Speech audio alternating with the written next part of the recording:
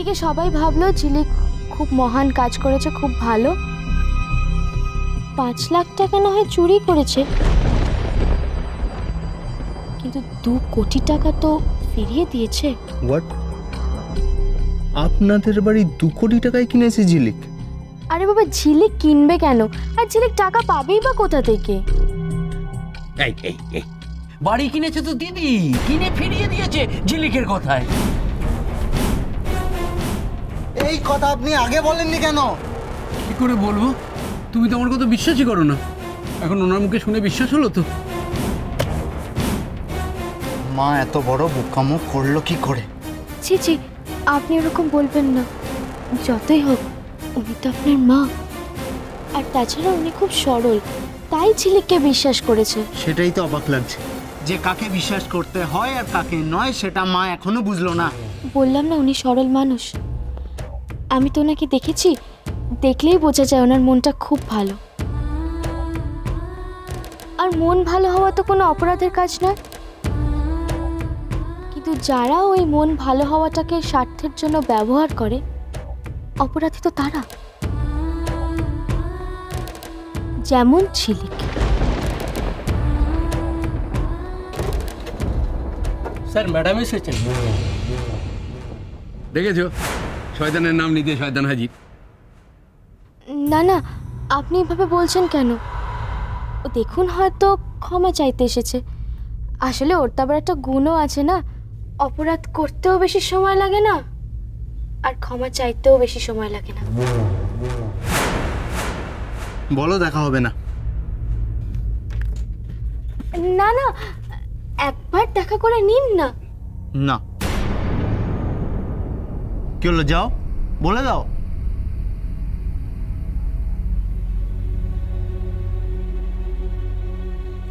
একটা কথা বলবো আদিত্য, আপনি যখন আমার দিকে বন্ধুত্বের হাতটা বাড়িয়ে দিয়েছেন, আমি কিন্তু আপনাকে এতগুলো কথা সাবধান করার জন্যই বললাম। আমার বাড়ির লোক যদি জানে যে আমি ওদের অভাবের কথা বাইরে গিয়ে বলছি, তাহলে কিন্তু ওরা খুব কষ্ট পাবে। ওরা যেন কোনোভাবেই জানতে না পারে। আহা, এডি তেমন ছেলেই নয়। আরে বাবা, কথা চালাচালি করার সময় ওর কই? হ্যাঁ, ও কাউকে কিচ্ছু বলবে না। আসলে আমি বলছিলাম, ঝিলিককে আপনার মায়ের থেকে যত দূরে রাখবেন ততই ভালো। সে তো রাখতেই হবে। আমি বুঝতে পারছি না যে এই চোরটা মায়ের এত প্রিয় হয়ে কি করে উঠলো। না, আমি আদিত্য বাবুর সঙ্গে দেখা করব। তোমরা আটকালেও আমি শুনবো না। আমি যাব। আমি আদিত্য বাবুকে কি বলবো সত্যিটা কি?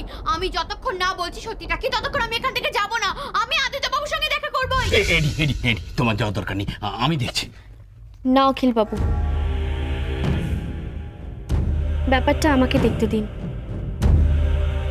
আপনি গেলেও হয়তো আপনাকে 2-4টে কথা শুনিয়ে দেবে,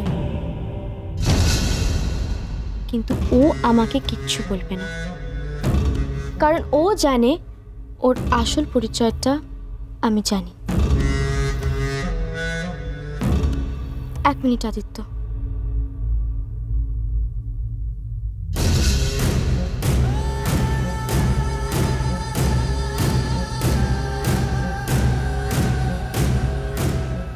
দেখেছো, দেখেছো কি ভালো মেয়ে? সমস্ত সত্যি কথা কিরম অকপটে বলে ফেললো। আবার দেখো, বাড়ির কথাও ভাবছে। না, আজকের দিনে এরকম মেয়ে বড় একটা পাওয়া যায় না। দেখি দেখ, ওই এডি ফাইলগুলো কি নিয়ে আসবো? তার আর কোনো দরকার নেই। আমি যা বোঝার বুঝে নিয়েছি, আর কোনো সই মেলাতে হবে না।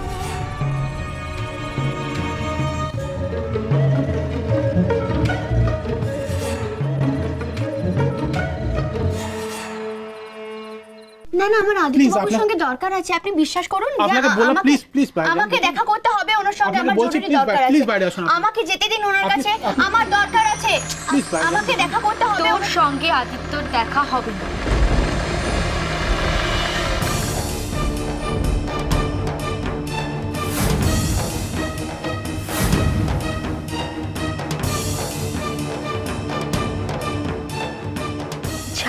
না বাড়িয়ে এখান থেকে চলে যাও।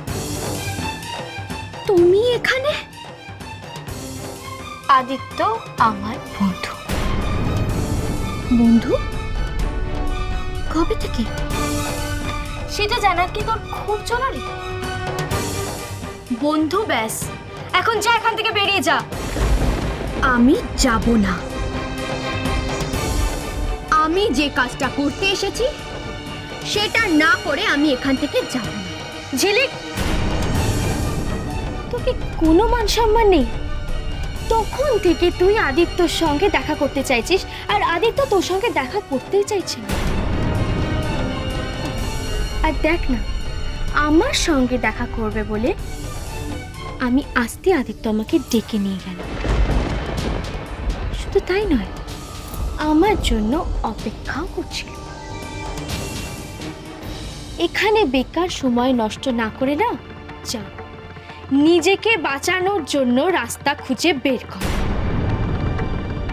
বাঁচাবার রাস্তা? নতুন করে বাঁচবার রাস্তা খোঁজার কি আছে ফুলকি?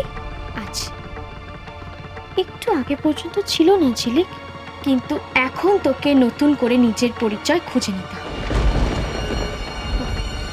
কারণ এরপর না তুই জায়গা পাবি মুখার্জি বাড়িতে,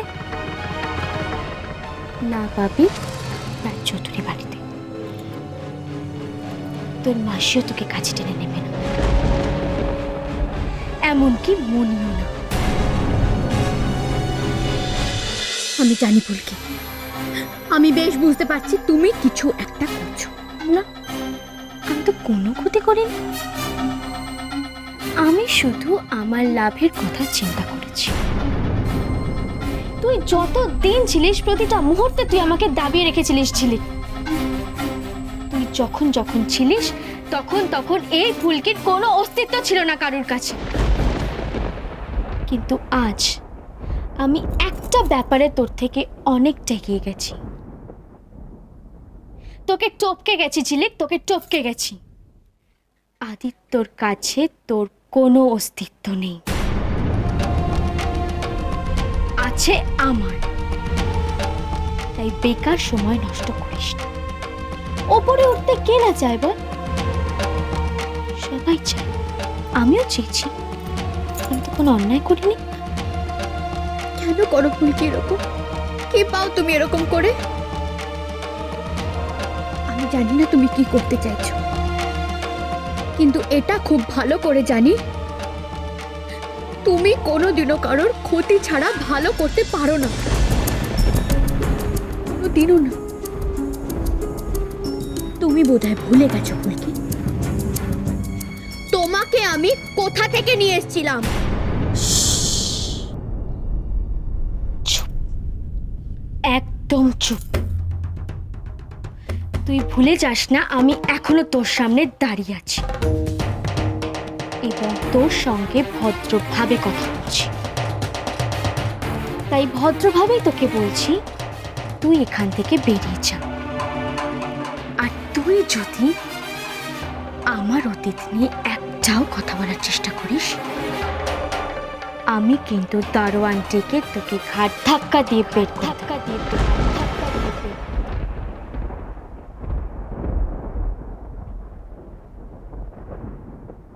মুখার্জি বাড়ি তুমি 2 কোটি টাকায় কিনেছিলে?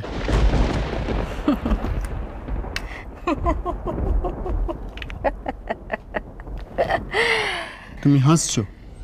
তুই আমায় প্রশ্ন করছিস না রিন্টু, কৈফিয়ত চাইছিস। হ্যাঁ চাইছি, হ্যাঁ চাইছি, কৈফিয়তই চাইছি। এবার বল। আমি কাউকে কৈফিয়ত দিতে বাধ্য নই। আমি তোমার ছেলে মা। মানছি তুমি আমার ছেলে, আমি স্বীকার করি তুমি আমার ছেলে, কিন্তু তুমি এতদিন কোথায় ছিলে? কি কর্তব্য করেছো তুমি আমার প্রতি? তোমায় ছাড়া ঘুম আসে না।